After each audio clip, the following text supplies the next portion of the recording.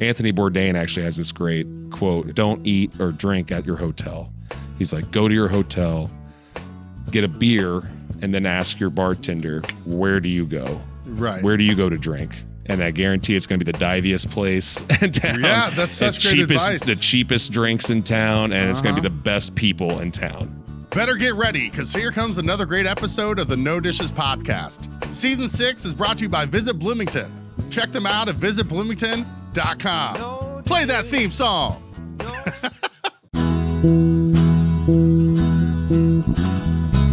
Hey, say, honey, let's go out to eat. Relieve our culinary duties. With all these restaurants to sweep us off our feet, they're bound to turn us into foodies. Oh, no dishes, no dishes, no dishes. We'll have a bottle of wine for lights and have a good time. No dishes, no dishes.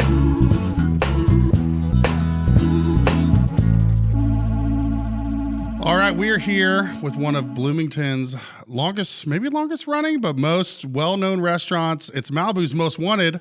I'm just kidding. That was one of my favorite movies growing up with starring Jamie Kennedy. But we're here with Elliott Green, General Manager of Malibu Grill. How's it going, man? It's going great. Thanks for having me, Jordan. Yeah, excited to have you here. We've been talking about it for a while. We've known each other for a long time. Yep. I have been known to be around Hawaiian ribeyes from time to time, or caramelized salmon. My favorite salmon in town, and I'm not just saying that. Yeah, well, I appreciate that. I eat it about once a week, so you know how it does. So let's just get in. What is the secret to the The whole reason I have you here, I want to replicate the caramelized salmon. So the secret is actually the tuna that I brought for you and Garrett. Yeah. That sauce that you mentioned. Okay, that's what it is. You like that sauce so much. That's what goes on the caramelized salmon. Okay, and you were saying that's like a ginger, it's a chinois. It's called chinois, but it's our like kind of secret recipe soy ginger dressing. Yeah. Okay, yeah, because it didn't taste spicy, but I just housed a bunch of it, and maybe it's all the seasoning and the pepper on the ahi tuna. Right. But if you notice me sweating, it's because I just housed a bunch of tuna. Well, there's sriracha on top of it too. So okay, yeah, but yeah, the salted caramel espresso got the heartbeat up, and then I got this seasoning. I'm a professional. What can I say? Yeah, this is just absolutely. what we do. Yep. So yeah, man, how long have you been in your role with Malibu? My current role, or how long have I been to Malibu? Let's just go in general, and then how you moved into your current. It's hard to fathom, but. It'll be 14 years in August. Really? 14 Dude, I years. know. That's nuts. I had no clue it had been that long. My role now, it's been about a year and a half. So okay. I started off as a server, job right out of college, just kind of trying to make some money, and fell in love with the industry after a while. It took a minute. Right, yeah. It always takes a while to fall in love with this industry. And then moved my way up, man, and been GM for about a year and a half. So sweet. So you went to IU. I went to Ball State. Okay, and then what brought you down to Bloomington? I'm from Bloomington. Okay, so came home, prodigal son, right? Sure, yeah. After you went and had 4 years of chirp. Yeah. Ball State represent. Oh, yeah, man. Chirp. You're like, you know what? If I had enough funcy for one lifetime, time to go back to where my roots are. So yeah, what did you get your degree in? Well, telecommunications with the emphasis in film theory. So obviously now I work in a restaurant. Yeah, it's the same as like I have a art history degree. Right, We've had quite a few of those on the podcast. I'm sure. Well, we just had Vivi with Uptown on, and she's a neuroscience degree, and she's like, and I was doing that, and I just realized I like restaurant work a lot more, and here I am. Certainly more fun. No, it keeps you on your toes, 100%. So you start as a server at Malibu, and had you ever worked in a restaurant before then? Not in this capacity. If you're from Bloomington, you might remember there was an old deli called Tina's Deli. Okay. It's where a Moore Mexican restaurant is now. Do you know where that is? Off of 3rd Street. A Moore. I think it's called a Moore. A Moore. I don't know. I've only been there once, but it's pretty decent. I know where you're talking about. Right off of. It's like 3rd and Grant, kind of where Brewburger correct. is now. Yeah. It's right next to like Lucky Express and Turquoise. Correct. Yeah. I always forget. No shade at all. I forget that place exists. I went same. to it once when it had a different name. and before it was a more. I went there once, did some carry out. It was good. I forget what the old name was. I can't remember. But so it was Tina's Deli. Would you work there in high school? Yeah, in high school was actually my first job ever. And I worked at the deli counter, slicing meats. There you go. Portioning out potato salads and stuff. So that was technically, I guess, a restaurant job. And then, I worked at Cafe Pizzeria as a delivery driver when I turned 17. What a gig, though. I'm sure that had to be fun, man. It was a scene, man. I don't know fun, but it was a scene. Yeah. The song "Beast of Burden" from Rolling Stones. Oh yeah. So we'd always listen at the end of the night. We'd put on that song, and we'd say, "I'll never leave your pizza burning." Nice. There you go. Yeah. No, that's good. No, I feel like every restaurant I've been in has some songs that you make your own. Right. Yeah. Yeah. It's specific to what you're doing. Right. It's how you keep yourself from going insane. Yeah, absolutely. Yes. Yeah. That's every song nowadays. But anyway. No, yeah. You're like anything that makes me not have the thoughts in my head. Yeah. Right. And then in college I worked at a bar. I actually worked. Oh my gosh, I almost forgot I did this, but I actually worked at KOK for like 2 weeks as a door guy. When I was in high school. Really? When I was in high school. What? I'm not sure how that's legal, but I was like 16, 17 years old working the door at KOK. The old Wild West, man. I don't know if that would fly these days.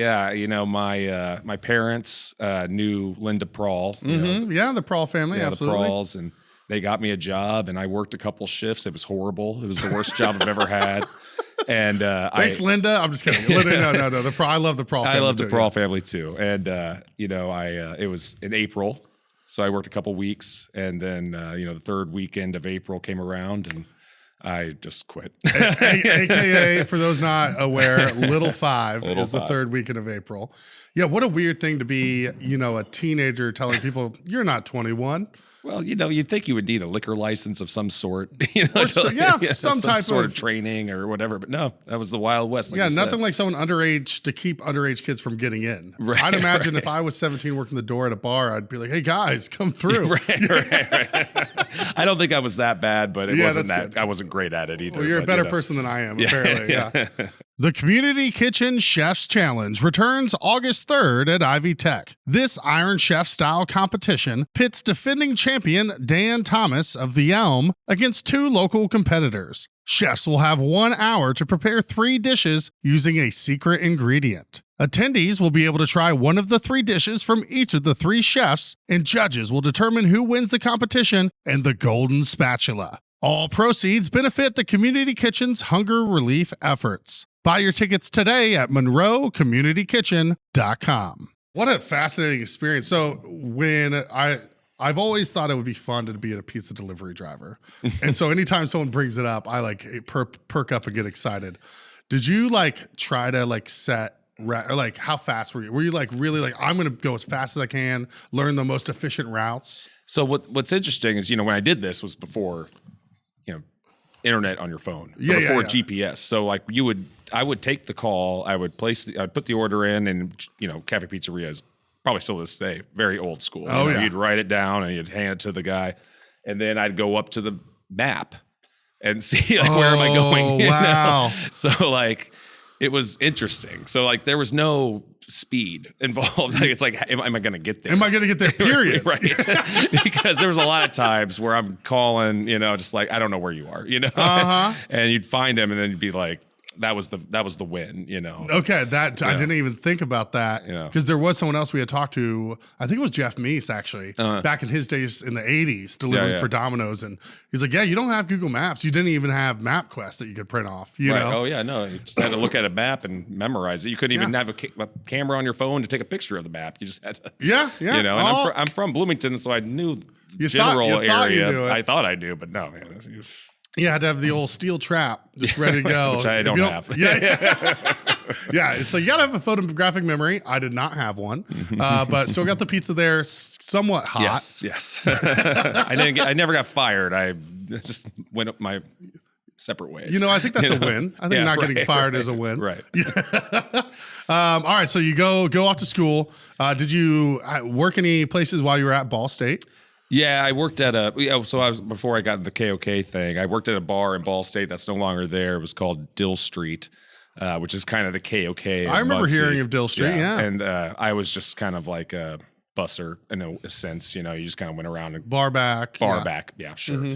And another job that was horrible. I just hated it. It was just too much people.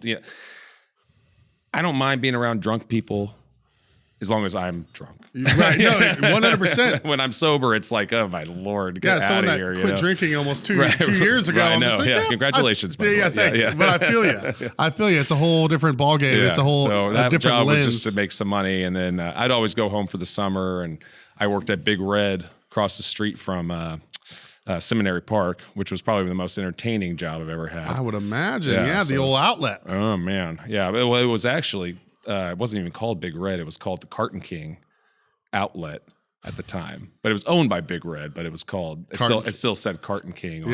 What a name. Just Carton King. Hey, buy by the carton. Right. Just like encouraging. Who's the carton queen is my question.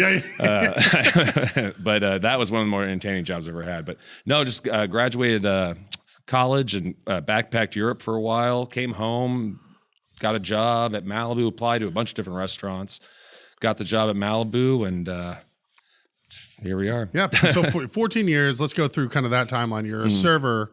How long are you a server before, I'm assuming, probably eventually start bartending at some point? Well, so I served for about 2 years, and, at first I hated it. I absolutely hated it. For one, I wasn't very good at it at first. I was personable. I was good with my tables, but it was all like the little things. Remembering all the little I wasn't very good at really it. Have to so multitask. It took me a while to get good at it, and then when I got good at it, I really flourished. So then they tried to let me bartend, and so Malibu Grill has hanging glassware, and I'm 6'5". So I did one training shift as a bar back, and I broke like 4 glasses. And so the bar manager at the time, John Chickadance, shout out to John. Love Chick. He was like, no, it's not happening. Yeah. I think I could be a good bartender, but we really have to invest in glassware, Yeah. It's like you can do well, but unless you're really selling this much more than the other bartenders, right. Doesn't make sense. Because I was knocking off glasses up my head all the time. So I just said, okay, it's fine. I don't need to bartend, I can cocktail maybe or something like that. And right after that happened, I started cocktailing a little bit, working on the bar side, and getting to know the bar menu and basically the ins and outs of bartending while I'm not necessarily bartending. Yeah. And then we had a manager who ended up getting his wife at the time pregnant, and he said, I can't be in this industry while I'm raising a child. So he left. And so there was an opening in management, front of house management. And this is only 2 or 3 years into you being there? Yeah, about 2 years. Okay, yeah. Being there. And, and I, not being a college kid at the time, I had a full schedule. I, was needing money, and the best ability is availability, my friend. Absolutely, and so I put in my interest, and the JB at the time. Shout out to JB. Might be the most well-known Malibu, Absolutely. He's still is kind of the face of Malibu. But I put in my interest, and he said, all right, let's give it a shot. And then went through that for, 12 years. And then the GM job opened up, and here I am. Yeah. So when you moved from regular I don't know, I don't want to downplay regular management, but you know what I mean? Floor managing, scheduling manager to general manager. What was like the biggest surprise where you're like, oh, maybe I have a newfound respect for this, or like, I didn't realize what all this entailed? That's a great question, actually, because when I was the floor manager and I was doing the front of house scheduling, front of house hiring, there was kind of a moment where I was kind of like, what does the general manager do? And then once I became general manager, I was like, oh, a lot. Like for one, the biggest thing is you can't escape it. You can't, it takes you home, like as a floor manager and whatever, you've got stuff to do at home, whatever, doing the schedule, and you think about it when you sleep, but still it's nothing like it. It's like completely different. And you're like, oh, that pipe, like, I don't think it's fastened properly, Yeah, there's so many random things. So many things that I really think that's the biggest difference, that it's you're always on the clock. I guess is a good way to say it. You know, when you're running the show and you're a manager of managers, so you've got to make sure that other people and I'm lucky that I have a great team, you know, a fantastic team, but you do have to make sure everybody else is doing their shit, you know? So it's been a year and a half and I still find things that I'm learning and doing not as well as I should be, you know, if that makes sense. No, of course. I mean, it's a constant evolution. It's constant growth. It's constant education that it only happens by doing it. Yeah. And I feel you. I was talking, I went and saw Tyler Childers in concert and it was awesome. So but I found myself, now granted, I never sat that far back in the lawn. I promise I'm not rabbit trailing too much, but I didn't realize it wasn't like that loud when you're far back in the lawn. And I found the whole time I'm thinking about work. I was like thinking about all this stuff going on. And I was like, man, I need to get up there so I can at least get like more immersed and forget about it. But it's just part of the gig. It comes with it. And until you're in that role, you don't quite understand. Because I have had that too, where people are like, Jordan, they're not even joking, where staff's like, what do you do?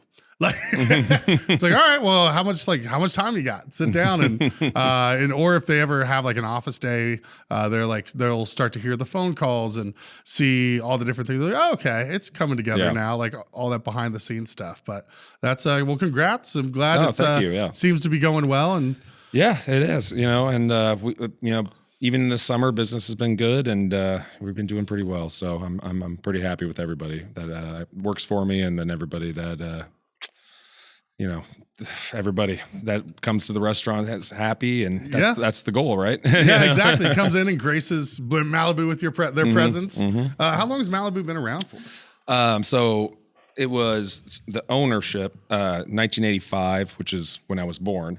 It was Jay Arthur's, but same owners. And Jay Arthur's had a completely different vibe. Oh, I know. Well, so DJ Unique had came on the podcast way back when we were audio only and talked about how it was laid out and how he would DJ. Oh, yeah. So if you want to go back and learn more about Jay Arthur's, listen to that DJ Unique episode on Spotify, and he talks about it at length. Well, yeah, for one, they had a DJ. I mean, like that doesn't tell it to you. That's different. Yeah, they had like, wet T-shirt contests and stuff. I don't even know. I mean, the stories of Jay Arthur's are wild, and I won't go too far into them. But so it was Jay Arthur's, same owners, and then in 1993 it changed to Malibu Grill. Okay. So, and it's been basically the same concept since then. You know, the California kitchen style. I guess you'd say like casual fine dining. Yeah. You know, in a sense. No, I think that's a good way of summing it up. Yeah. Absolutely. Yeah. How did you guys, I've always wondered this, and I actually just thought about it right now. I didn't think about it going into this episode, but I've always been curious. Did you have to like pay to get the Wolfgang name? Well, so the Malibu Grill, this is from what I understanding, and my owner might say that's not from the lore that's been passed down. Yeah. So my owner went to this like shop, like kitchen shop in California that was ran by Wolfgang Puck. There's actually a thing on the wall of Wolfgang Puck signed by Wolfgang Puck. And, you know, that's kind of where he fell in love, like my owner kind of like fell in love with this concept of this California kitchen. So I guess to answer your question, no, we don't. And hopefully no one sees this and comes after us. Right. But you know, it's not Wolfgang Puck spicy chicken pizza. It's just Wolfgang. You know, it could be any Wolfgang. A lot of people are named Wolfgang these days. Yeah. Well, my bad for bringing it up. Hopefully I didn't get you in any trouble. But it is, you know, inspired by Wolfgang Puck and his kind of, you know, his restaurants and stuff like that he did in California. So. Better business, better community. For over a century, the Greater Bloomington Chamber of Commerce has been a cornerstone of business growth and community development. They are dedicated to helping local businesses thrive. Their business is all about your business. Join the Chamber today. Call 812-336-6381 or visit chamberbloomington.org to learn more. Yeah, I mean, so 31 years under the Malibu name. I mean, that's a long time. I mean, that's almost as long as I've been alive. You know, that's very impressive. Always been there on the square. What would you say your clientele mix is between students versus locals? So, well, this time of year, it's a lot of locals. Obviously, we thrive on our regulars, and I think that's something that we do as good or better than any restaurant in town. Is we really take care of our regulars. We've got people that come in every day, which just blows my mind sometimes, but they just love us, and and that goes a lot. That says a lot about the staffing and our management, and it's really, really something unique and special to any restaurant anywhere, but Bloomington in general, And then in the summer, it's a lot of parents and their kids and on the weekends, when they these big weekends, they come down, and our location's so perfect that it's just, and our food's great and everything's good. Yeah, you know what I mean? But we got a lot of things going we got a lot of things going for us. But our clientele is really just it's all over the place in a lot of ways, but it's really special when you have these people in the community that come and they embrace the way we do things and how we do things, and the food and the drink and all the things that make restaurants special. So make Malibu. Make Malibu. Yeah. Yep. What's the deal? So not what's the deal? That's a terrible way to phrase it. What's the deal? When do you have to ask for bread? Or is that because I've had times where like they just bring bread, other times they don't. Is that like a default, or what's the deal with bread? So in these trying times, bread is actually on the menu. Okay, and we do charge for bread now. Okay, which is pretty common nowadays for totally restaurants. But. So yes, you have to ask for it. Okay, you do that. All right, because when I'm not even thinking about more recently. I'm thinking about years ago where I'm like, sometimes they just bring me bread, other times they don't. Right. And I was just you used to always sit on the bar side. Correct. Yeah. I don't know if I think I maybe sat in the dining room once in my life. Right. Well, you're the same way as I am. I'm a bar sider. Absolutely. Especially if you're eating solo, it's like 100%. I don't want to sit at a table. Like, there's no bar seating. I'm probably going to come back in 20. You know what I mean? Like, oh, absolutely. Yeah. One of my favorite parts about the bar is you have all the photos of all the people that have been in there over the years. Do you know kind of how that originated? I don't. I know that was before your time, but before my time, and a lot of those photos are very old. They're a little dated, a little bit. Yeah, so but it's fun. I'm working on it, man. I'm taking pictures left and right. And, okay. And I'm retiring old ones. I'm not throwing them away. So if you don't see your photo, don't freak out. It's upstairs, but I still got it. But. So if someone comes in and doesn't see their photo, do they just need to talk to you and you'll just go? I'll go grab it. Yeah. It's like, okay, All right, just don't do it during the rush. Right. Come in between lunch and dinner. Right. I will say I worked at Malibu probably for 12 years or let's call it 10 years before I ever got a photo of myself up there. In the last year and a half, I probably have like 12 photos up of myself. Yeah. Me and my beautiful fiance have a couple photos up now. Yeah, so. Shout out Santa. Yes. Who I've known longer Allison than you. Santa Rosa, shout out. I like to just say Santa. It's more fun. Well, she prefers it too. Yeah. Oh, I know. Yeah. Well, it's always fun. I've talked about it with a couple of people. I was like, I've known her longer than I've known Elliott. Yeah. I was like, well, she's a character. She knows a lot of people around. Oh, so. Absolutely. Yeah. She's a social butterfly, but she is just a hoot, just one of the best people. So yeah, congratulations on the engagement. Much. Yeah, very excited. Super. I always love, especially when it's two people that I met independently. Yeah. And then, years ago for both of you, and then come together. I'm like, oh, that makes sense. Yeah. And then a couple years down the line, it's like, oh, they're still like, that makes sense too. And it's like, you're just happy. It's awesome. Yeah. You love when it comes together like that. Absolutely. So, and then you guys also have all the jerseys up there. You said Antoine Randall came in recently and got his photo with his signed up there. Yeah, well, he has a photo already in the restaurant of him next to his jersey. So I actually took a photo of him next to his photo next to his jersey. So it's like Inception. Yeah, exactly. A photo within a photo, Yeah, I've always thought those, and I think all the jerseys you have up there are like mostly all like old IU players that went on to play pro. Right. They're almost all signed to JB. Yeah. Right, how long ago did he leave? Because he went to Nashville, right? Yeah, he lives in Tennessee.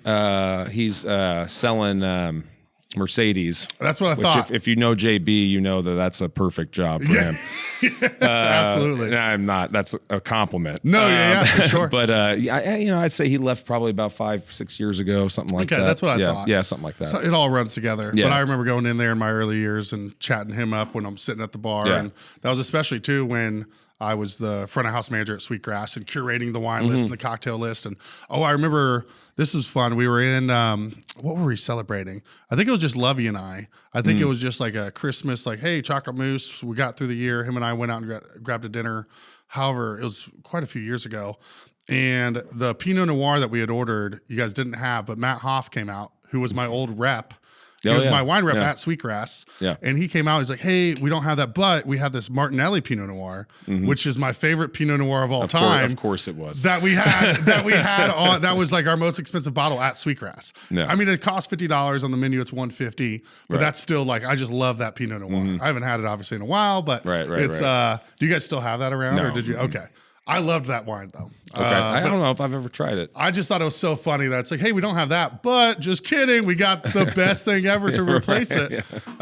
So yeah, shout out Matt too. I haven't talked to him in a while, but he's living out in Florida now. Okay, nice. I was gonna say I haven't seen him in a while. Tampa area, I'm pretty sure. I'm not sure if he's actually engaged or married, but he met a girl in Bloomington. Him and her kids moved down there, and he's working at a restaurant down there, as like some sort of like wine connoisseur guy, because he knows his stuff. He knows his stuff. And when Matt left, it was a sad day for Malibu Grill because he was such a good guy and such a great, hardworking, nice, kind, calm, collective human. He was the epitome of all of those things. And he went, I think, right to Malibu out of his rep job, if I remember correctly. Well, he worked at Malibu for years before.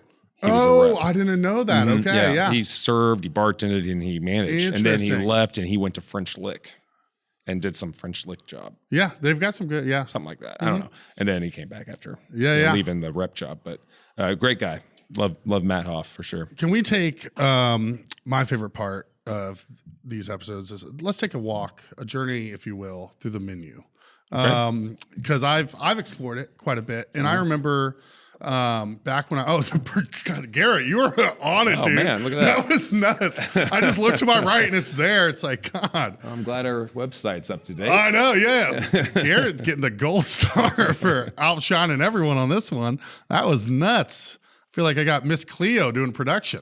What you got for me, brother? But yes, it was back when I worked at the old Yogi's. There was a couple people that worked there and at Malibu. And I think it was Jackson Heiss. I don't know if you ever knew Jackson, but he was the man child Jackson. Yeah. He worked for Upland for a long time. But they would always talk, it's not the lime chicken fettuccine, it's the lime chick fet.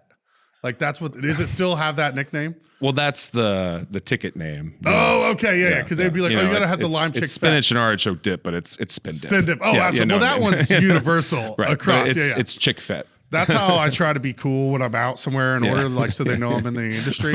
Hey, we'll do a spin dip. Yeah. And you just wink at them. They're like, ugh, don't wink at me again, please. So that's, I love, you guys also do some of the best scallops in town, I think. I agree, That's one of our favorites. And, they're top notch. We really take pride in those scallops, I promise. Well, you get the good browning, you get the good sear on each side, and then they're never overdone, underdone. They're always just in that. Not a lot of places do that. So that's something I've always appreciated. We already talked about the scallops salmon. are hard to find in town in general. Yeah. Like on a menu, like that's, consistently on a menu, you might see it somewhere that pops up as a special or something, but you might be the only one that have them on all the time. I can't think of any place off the top of my head that does, but right. And then so it's not only finding them, it's finding them and having them executed properly, which that's part of it's tricky. It goes with having them all the time. You can get it down. You got to damp them down or, dry them off, I guess. And then got to give them a little patty cake bakers, man. You really do. Man. It takes it takes time to get those scallops right, man. It's a hard thing to do. And then so is the Hawaiian ribeye your number one seller? Because I feel like that's the one that gets talked about the most. Kind of. I wouldn't call it the number one seller, but I'd call it a signature. Okay, yeah, you know what I mean? Like I'd say it's like a signature dish. What kind of marinating process goes into that? It's 48 hours into pineapple juice, soy, ginger. Man, so it's not a stock marinade. No, we marinate all that stuff ourselves. We create all that. That's the marinade. Well, I feel like it shows because all of that, the flavor of that steak is just so good and robust that you're picking up on all those things you just mentioned coming through. Yeah, for sure. It tastes fresh and not just like, oh yeah, we have this teriyaki marinade, we through it in there. Obviously, you're throwing on all these different fresh ingredients. Yeah, it's time consuming to say the least. And we've got some great prep cooks and prep people, and they work their asses off, man. I tell you. How much are you paying for your restaurant's business insurance? What's affordable for your needs? What does your agent do for you that isn't just policy writing? Tony Brown with First Insurance Group has a keen eye for the policies all restaurant owners and operators would love to have. Tony provides risk management and other HR resources free of charge as your agent. Tony has no waiting period for loss of business coverage starting from day one, minute one, unlike other carriers' 72-hour waiting period. Tony has no audit for liquor liability and general liability, saving you time so you can focus on running your restaurant. And Tony's insurance carrier is the preferred vendor of choice for the Indiana Restaurant and Lodging Association. Call or text Tony Brown with First Insurance Group today, 812-327-2321. Set up a free review of your current policy and see how Tony can help you protect your largest investment, your business. 812-327-2321. I love it, Garrett. Just typed in Malibu Grill ribeye, and you have so many people that took pictures of their steaks. Hawaiian, The crab cakes, also excellent. Yep. Always, you guys, so one of the things...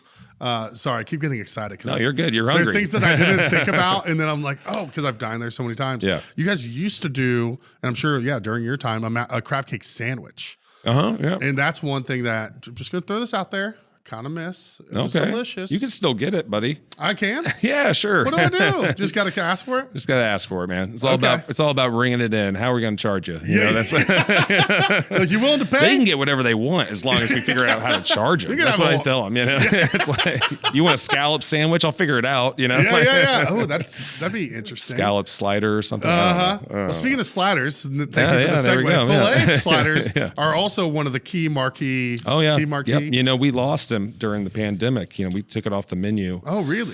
It was just everything so crazy. It was crazy. I'm surprised I didn't see people out front with pitchforks. We finally brought it back.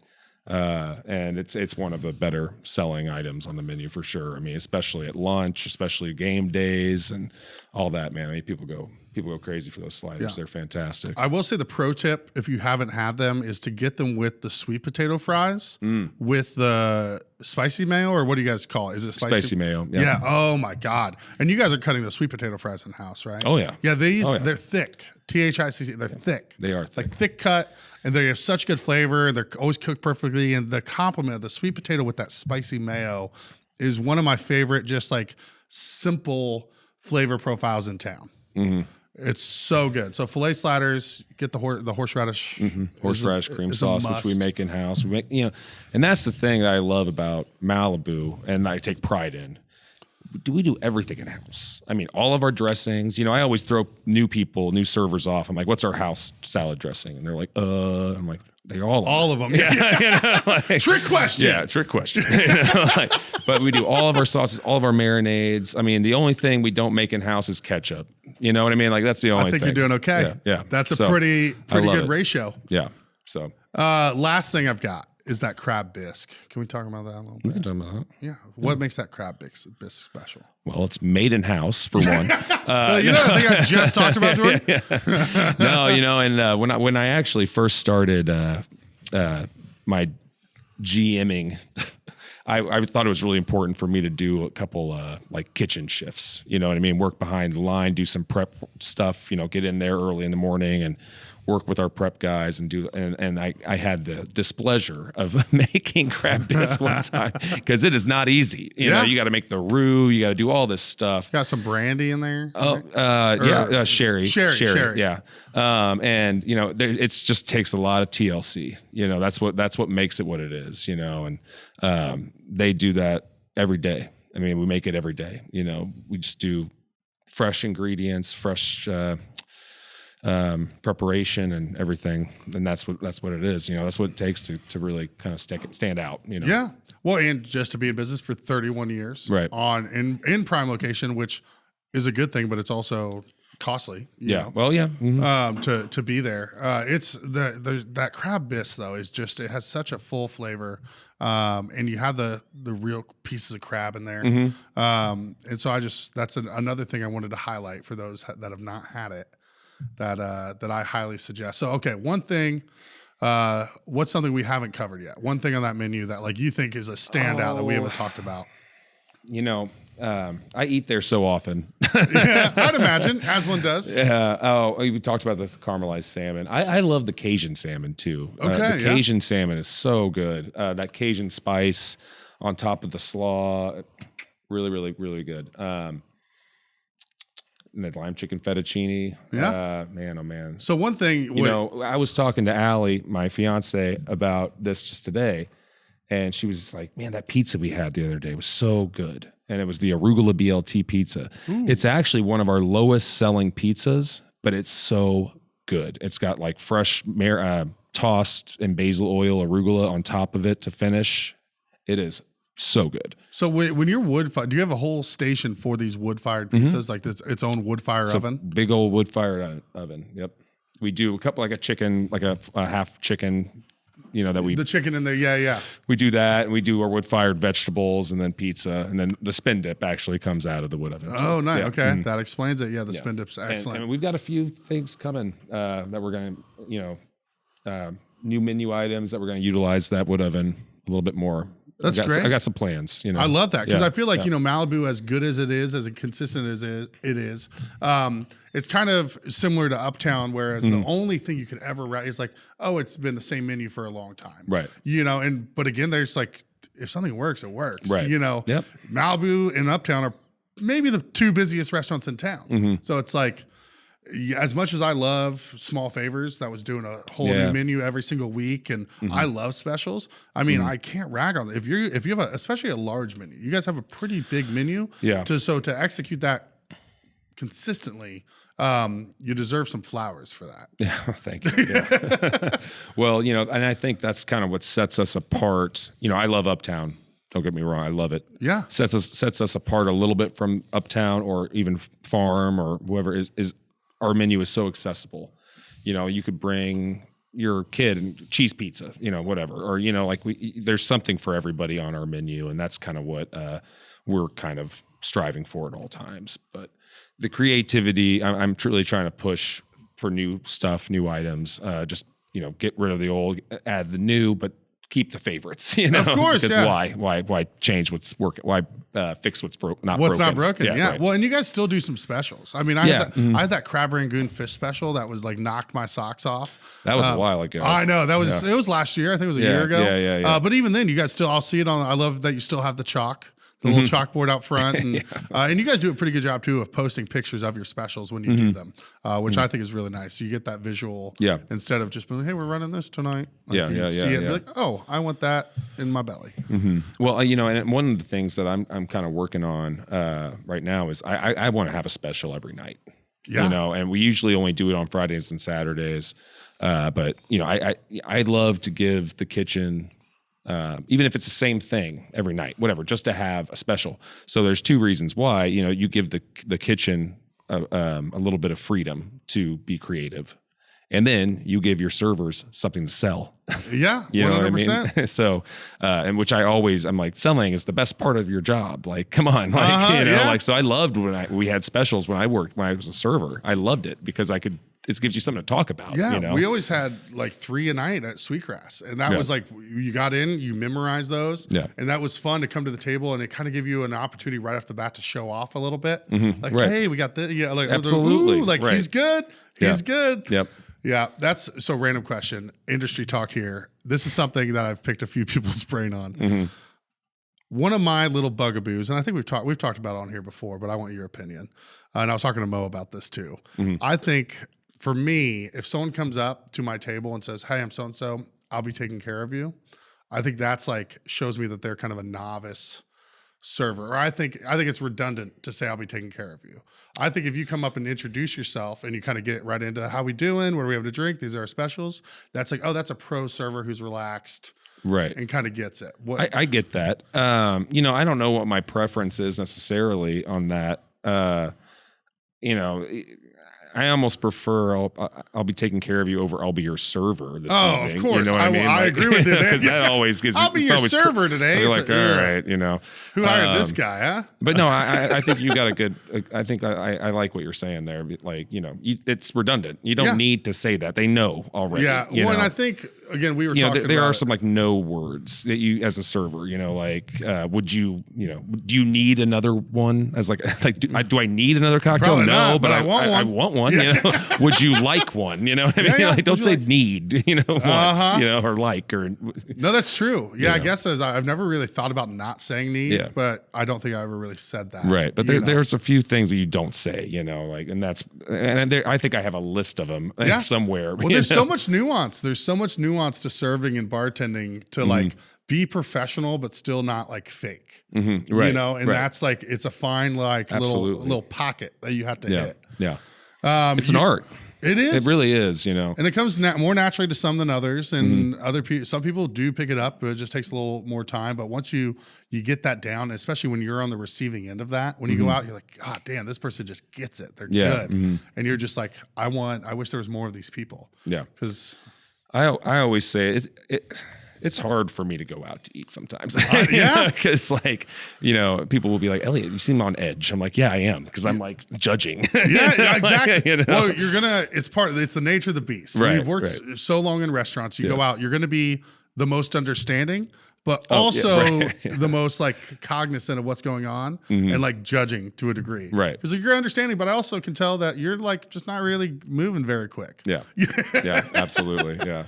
The No Dishes podcast is brought to you by visitbloomington.com. Visitbloomington.com is the best resource for restaurant and culinary information, special events, fun activities, places to stay, and more in our area. We share a similar mission here on the No Dishes podcast of highlighting local businesses and the people who make our community unique. We can't thank them enough for hopping on board. Check them out at visitbloomington.com to easily plan your next meal, visit, or night out on the town.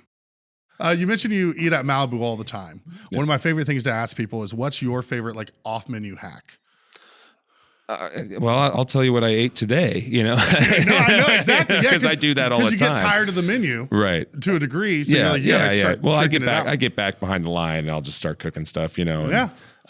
Well, anyway, you know, like I'll do like lettuce wraps sometimes. Like I'll take like our pre-cooked chicken that we do for like salads that's like cold grilled chicken that we do for a lot of salads. I'll take that, chop it up, microwave it, you know. I'm not trying to dirty dishes, you know. Right. Yeah, you're like, it's for me. I don't care. Right. And I'll like take like our that slaw that was on that tuna, you know, that little slaw underneath. I'll take that, I'll put some soy and lime and like stuff like that, mix it up and do like lettuce wraps with it. It's like my little Cheesecake Factory. Oh, I was going to say P.F. Chang's. Yeah. Or P.F. Chang's. Yeah. No, I think it works either way.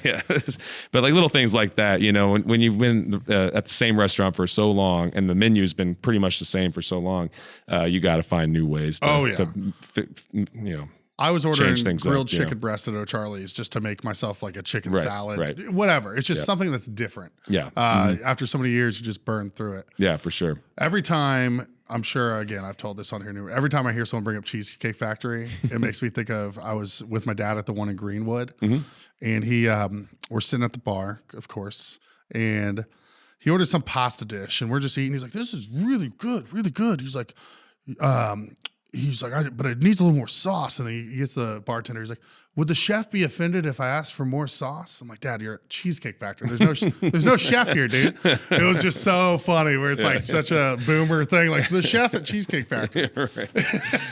Hey, you know, Allie loves their chicken piccata. She never shuts up about it. Hey, I'm not saying Cheesecake Factory bad at all. Like, again, they're doing. I used to go about a big menu. That is obnoxious. Dude, yeah, it's obnoxious. Yeah. It's insane. It's the opposite of Gordon Ramsay going on a kitchen nightmare. It's being like, what is this? It's like, no, we're gonna just take that and go times 10. Yeah, right. I used to go to the one at the Fashion Mall on the north side of Indy all the time. I'd never eaten or dined in at like a Cheesecake Factory until I was like maybe 20.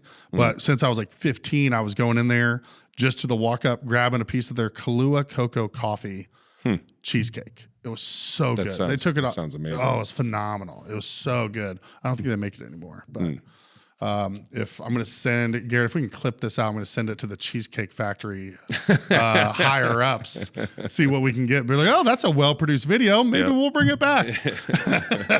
Big shout out to the Cheesecake Factory today. Yeah. Actually, let's just go on a 30-minute Cheesecake Factory tangent, if you don't mind. We'll use this as a recruiting video. We're like, we want a Cheesecake Factory, we want a Boston Market, we want a Trader Joe's.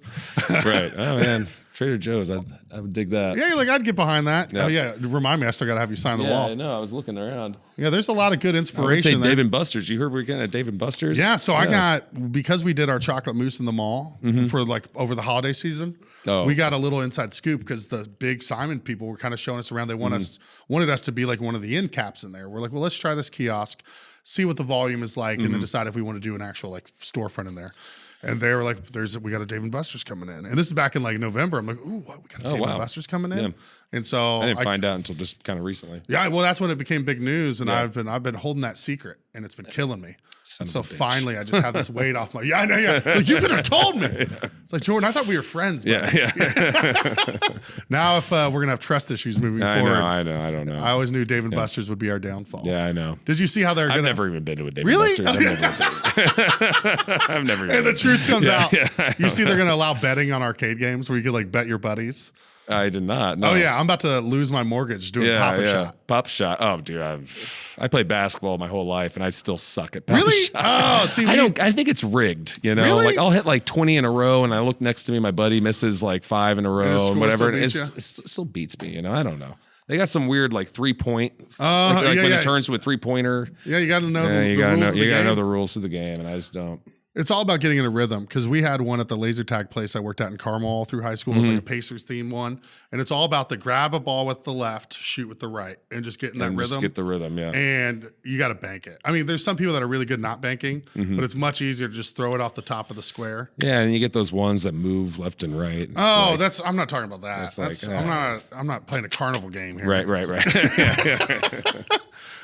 We haven't really touched too much on, you guys have an excellent cocktail program and wine list at Malibu. What kind of goes in to making that, as kind of renowned as it is? That's another thing, we're kind of, me and my bar manager, Jace, who does a great job with, ordering and kind of creating, we're kind of moving forward to try to get a little more creative on the cocktail side. Nice.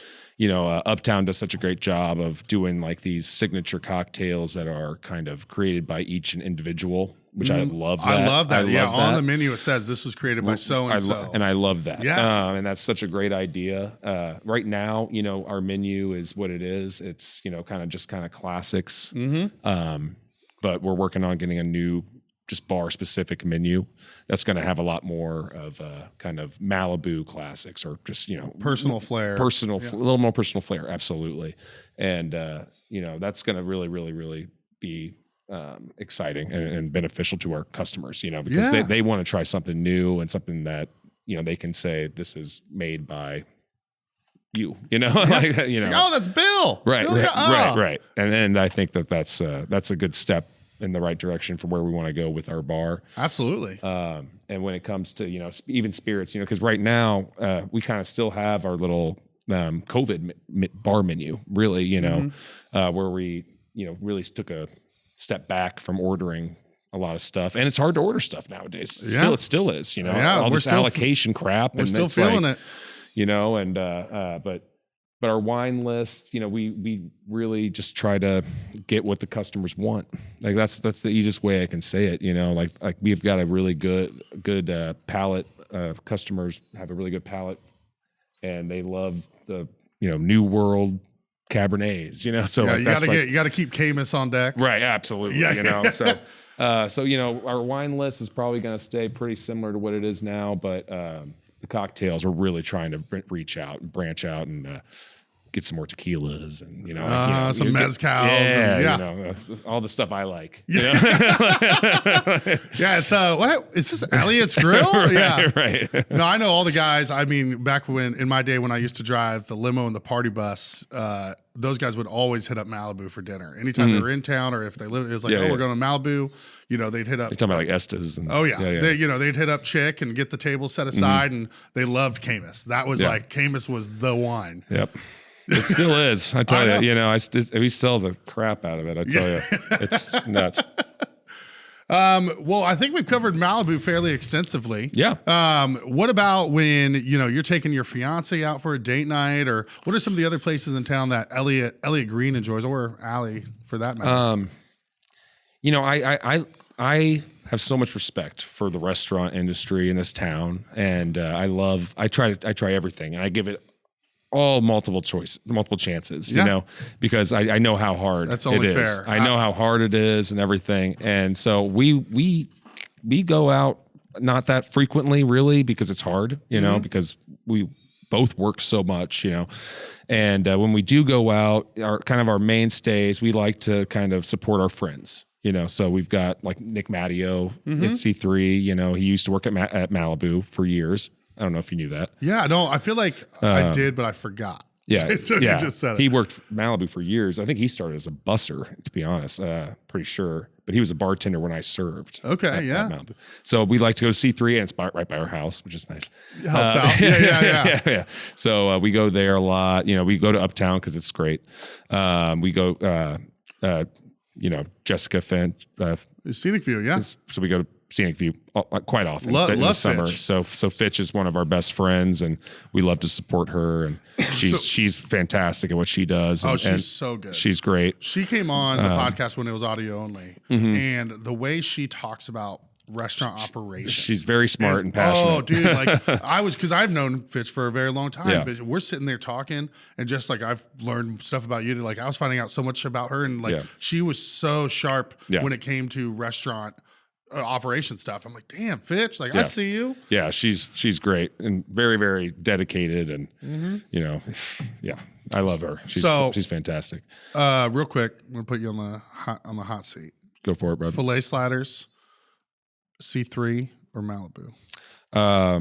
Since we had sliders 30 years before they did, I'm gonna say C3 stole our sliders. I'm just messing with it. They try to change it up a little bit by frying the onions or whatever. Yeah, and a filet slider is a filet slider. Yeah. It's not like some insanely unique idea. But no, they're both really good. Yeah, they're both really good. When he said that, I was like, ooh, that's a fun.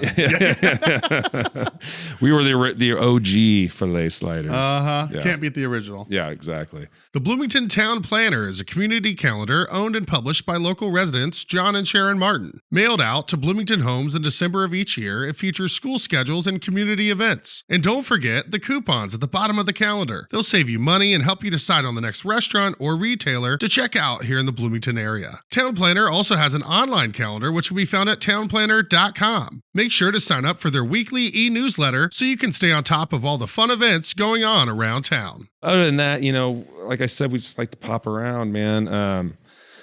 What else? Where else do we go? Oh, Yonkos, big fans. I've known Mark and Julia for forever. I was college roommates with Julia's daughter. Okay. We lived together for years, and my dad and Mark have known each other forever. So we go to Yonkos quite often, just like kind of a special occasion kind of spot, you know. And other than that, geez, I know I'm forgetting something. You're good. If you go to Yonkos, are you like a filet, a strip, or a ribeye guy? Well, or the sirloin for two. I'm usually a T-bone because that's something we don't have at Malibu. All right, that checks out. Yeah, that so makes sense. I usually get a T-bone. Yeah, anything that I can't have at my own restaurant. Right. I can get filet. I can get filet at home, but that's usually what I do. And someone actually the other day said I went to Yonkos and got the stuffed pepper, and it was amazing. And because I love the meatballs. Obviously, everyone loves their meatballs, and I guess it's just like a stuffed pepper with like the meatballs and the sauce. I didn't even know that existed. No, I've seen it before, and I've had a bite of it. I am gonna go all in on that, you know, because I love their meatballs. I'm pretty sure it's like grilled too. The pepper itself. Yeah, that sounds fantastic. Yeah. So when you go to Yanko's, what's the over under on the number of rolls you eat? 2.5. Under probably. Okay. You know, you're good. You're a good man. I'm not a big roll person. I'll eat one usually, and then it'll be like basically just covered in that meatball sauce. You know?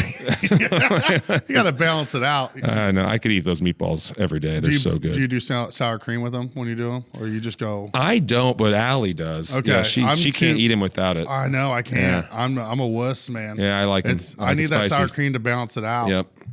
I like it spicy. I'll take them home and make like pasta with it. It's pretty nice. Pretty good, yeah. And mix a little marinara in there and with the sauce and the meatballs. Yeah. One of Garrett might get a kick out of this. There was a New Year's where we were at, and one of our friends, I think it was Laura, that brought Yanko's meatballs there. Yeah, I love Laura. And Laura's the amazing one of my best friends. Her boyfriend's name is Elliott. Yeah, I know. Yeah, not to be confused with the other Elliott. Yeah. Well, there's 3 of us. Both strapping young lads. Yeah. But my buddy. Shout out to Elliott's, by the way. All Elliott's out there, throw up the E, you know. But my buddy saw the meatballs, opened the host fridge, and it was a thing of sour cream, and just dipped it into the sour cream container. And the next day, they're like, "What the hell?" Like.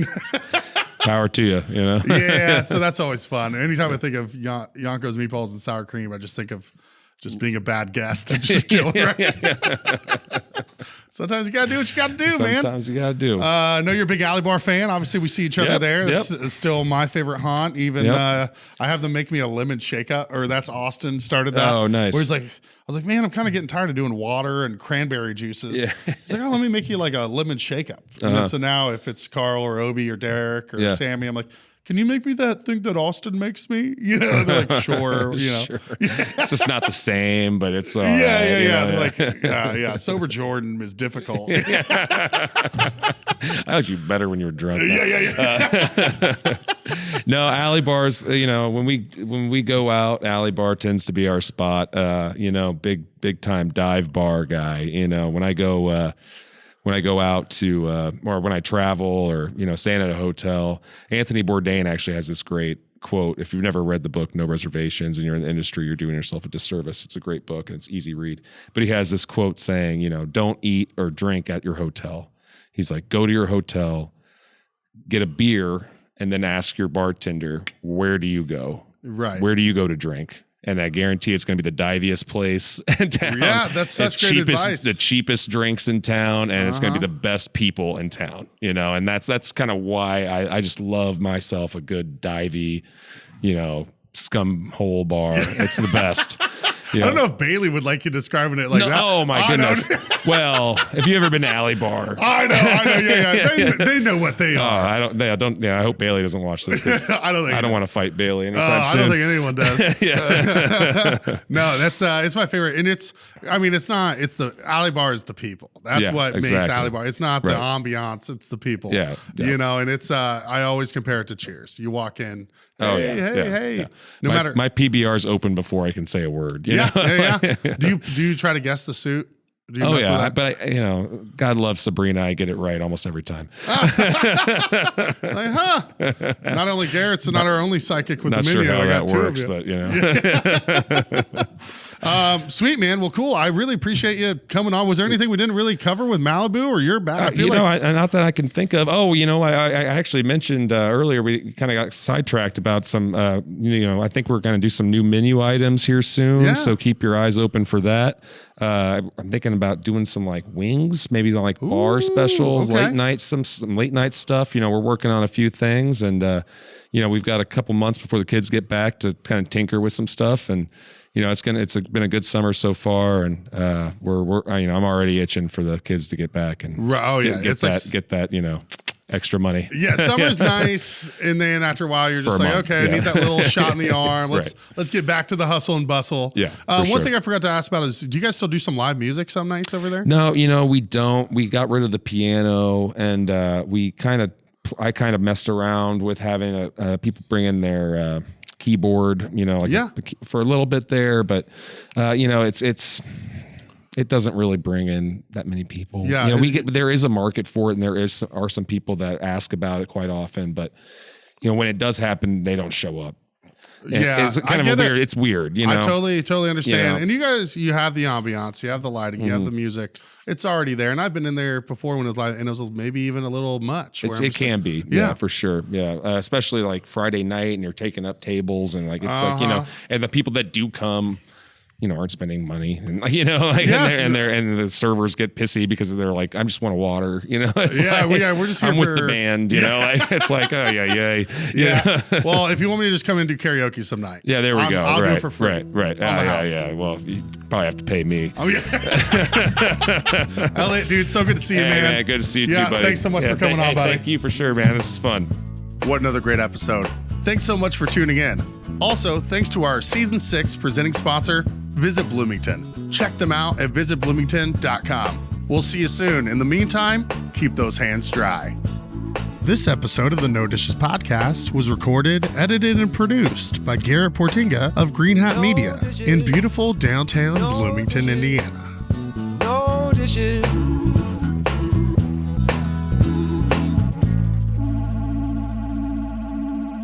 No Dishes Media.